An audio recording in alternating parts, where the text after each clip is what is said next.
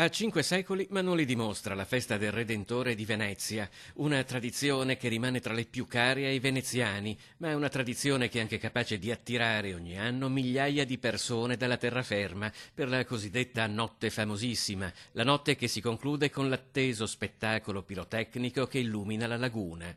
Ma non c'è solo il divertimento in una ricorrenza storica e religiosa dai significati profondi. Per capire le drammatiche dimensioni della peste che flagellò Venezia tra il 1575 e il 1577, basti ricordare che in appena 2 anni morì più di un terzo della popolazione residente in città.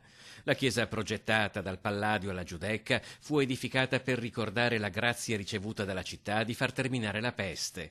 Il ponte votivo che ogni anno viene allestito per raggiungerla è stato aperto come da tradizione alle 19. Tantissimi festeggeranno in barca, sulle fondamenta, sulle terrazze e nelle case, tra amici o in famiglia, in attesa dello spettacolo pirotecnico previsto alle 23:30, 40 minuti ispirati e dedicati alla Luna nel cinquantenario della prima missione spaziale.